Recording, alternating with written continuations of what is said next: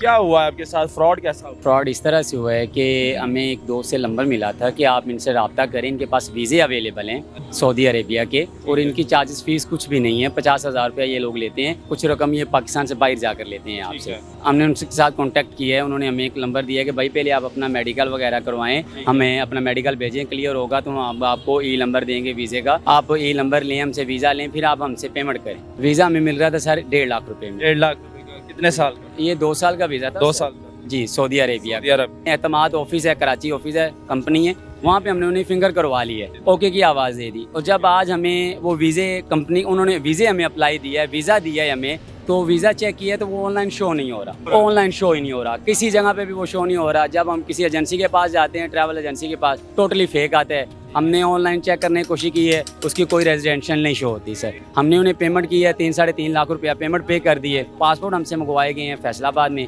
हमसे मिलने का टाइम किया जा रहा है रहीम यार खान में। नादिर, यूनान में जो हादसा हुआ, जो डंकी लगाकर नौजवान पाकिस्तान से बाहर के मुल्क जाते हैं पैसे कमाने के लिए, जैसे कि हम लाखों कमा लेंगे, करोड़ों कमा लेंगे, और यहाँ से कुछ वो ही लड़के जो जवान होते हैं पैसे इकट्ठे करते हैं, पड़ोसी से ले लिए, रिश्तेदारों से ले लिए, और पैसे जमा करके वो बाहर जाने की सोचते हैं, क्योंकि यहाँ पर बेरोज़गारी बहुत है। पाकिस्तान में काम नहीं है, बेरोज़गारी है, और लोग मुसीबत में हैं, और लोग कहते हैं कि हम बाहर निकल जाएं जैसे भी हो सकें। लेकिन डंकी लगाकर जो जाते हैं वो भी फंस जाते हैं, और जो वीज़े लगवा कर जाते हैं उनके साथ क्या होता है, यही हमारा एक नौजवान यहाँ पे मौजूद है, जो कि वीज़े के दौरान इसके साथ फ्रॉड हुआ है, जाली वीज़ा लगा इसका, और इसके साथ क्या हुआ ये सारी हकीकत बताएगा खुद अपनी ज़ुबानी। अस्सलाम वालेकुम। वालेकुम सलाम। नाम क्या आपका? नवीद रमज़ान। नवीद रमज़ान। क्या हुआ है आपके साथ, फ्रॉड कैसा हुआ है? सर फ्रॉड इस तरह से हुआ है कि हमें एक दोस्त से नंबर मिला था कि आप इनसे रब्ता करें, इनके पास वीज़े अवेलेबल हैं अच्छा। सऊदी अरेबिया के, और इनकी चार्जेस फ़ीस कुछ भी नहीं है। 50,000 रुपया ये लोग लेते हैं, ठीक है। और कुछ रकम ये पाकिस्तान से बाहर जाकर लेते हैं ठीक आपसे। है। ठीक है सर। तो हमने उनके साथ कॉन्टैक्ट किया है, उन्होंने हमें एक नंबर दिया है कि भाई पहले आप अपना मेडिकल वगैरह करवाएं, हमें अपना मेडिकल भेजें, क्लियर होगा तो हम आपको ई नंबर देंगे वीज़े का। आप ई नंबर लें, हमसे वीज़ा लें, फिर आप हमसे पेमेंट करें। ठीक है सर। जब हमने इनसे मेडिकल करवाया है, मेडिकल करवाने के बाद हमें इन्होंने ई नंबर दिया है। वीज़ा कितने का मिल रहा है? वीज़ा हमें मिल रहा था सर 1.5 लाख रुपये में। 1.5 लाख रुपए का कितने साल का? ये 2 साल का वीज़ा था। 2 साल का। जी, सऊदी अरेबिया सऊदी अरब। जी। और ये सऊदी अरब का वीज़ा था, तो और हम लोगों ने 8 लोगों ने मिलकर इन्हें पासपोर्ट वगैरह जमा करवाए हैं, मेरे थ्रू इन लोगों ने दिए हैं।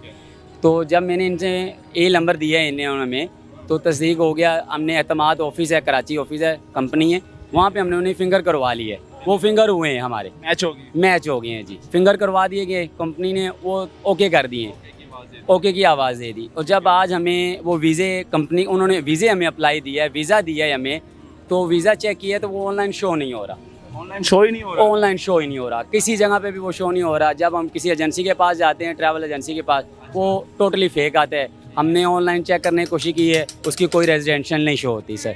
हमने उन्हें पेमेंट की है, 3-3.5 लाख रुपया पेमेंट पे कर दिए। ठीक है सर।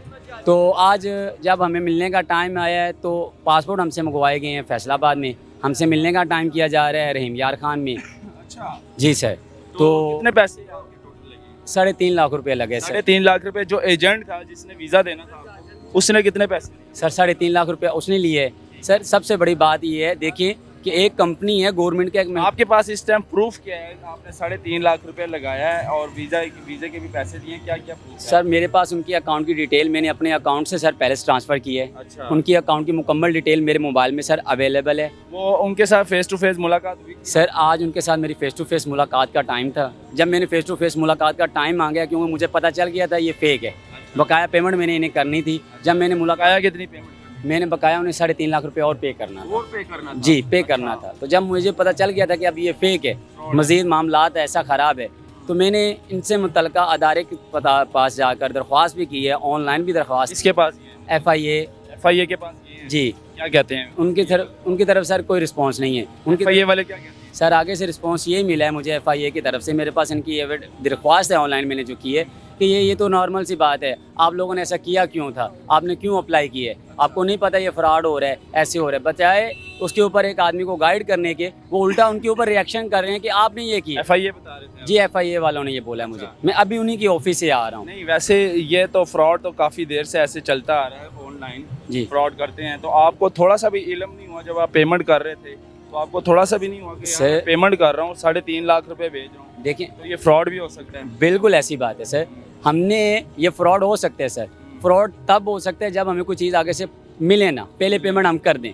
सर एक गवर्नमेंट का इदारा है, कराची कंपनी गवर्नमेंट का इदारा है जो सऊदी अरेबिया की तरफ से मुंतखब है। गवर्नमेंट के इदारे से क्या शिकायत है आपको? सर शिकायत ये है, देखिए कि वो 2 नंबर ई नंबर हमें पेज दिया जा रहा है। वो कौन सा इदारा है? वो कराची कंपनी है। कराची कंपनी क्या है? कराची कंपनी है जिन्होंने इन्हें तस्दीक करना होता है कि वीज़ा ओके है, ई नंबर ओके है। कंपनी का नाम क्या है? इसका नाम ही कराची कंपनी अच्छा, है। कराची कंपनी। जी, एहतमाद ये कंपनी। कहाँ पे है? ये सर ठोकर न्याज भी एक यूनिफॉर्म फैक्ट्री के साथ सर अवेलेबल। लाहौर में। जी, लाहौर में सर। अच्छा, तो सर इन्होंने जब उन्हें ओके किया है तो सब देखें ना, जब गवर्नमेंट एक चीज़ को तस्दीक करेगी तो फिर हम पे कैसे डाउट करें? हम कैसे डाउट? डाउट तो नहीं कर सकते। हमारी गवर्नमेंट ने इसे बिठाया है, इसी चीज़ के लिए बिठाया है कि इसे हम तस्दीक कर रहे हैं, ये ओके है।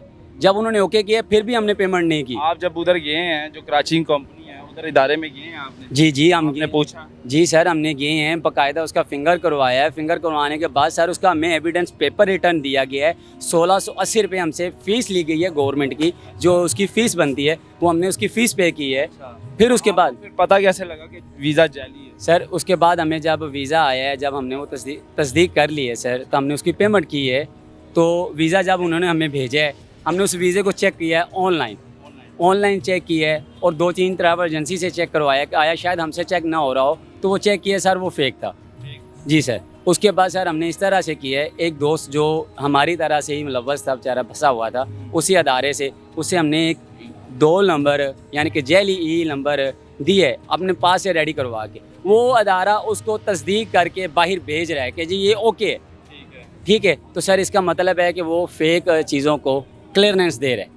तो सर जब गवर्नमेंट ही हमारी उस चीज़ को क्लियरेंस देगी और हमारे अदारे बाकायदा हमारी शिकायत सुनने के बजाय हमारे ऊपर उल्टा इल्ज़ाम लगाएंगे हम गरीब लोगों को, एक तो बेरोज़गारी है सर, हम लोग तो अपनी बेरोज़गार। लाहौर में इधर क्या काम करते हैं? सर हम लाहौर में इधर शूज़ फैक्ट्री में काम करते हैं। तो इधर गुजारा नहीं हो रहा? सर गुजारा क्या होगा, महीने का 30,000 रुपया कमाते हैं, 10,000 तो हम लोग 15,000 इधर खुद रह कर खाना खा लेते हैं। 10-15,000 रुपये में घर में क्या गुजारा करें?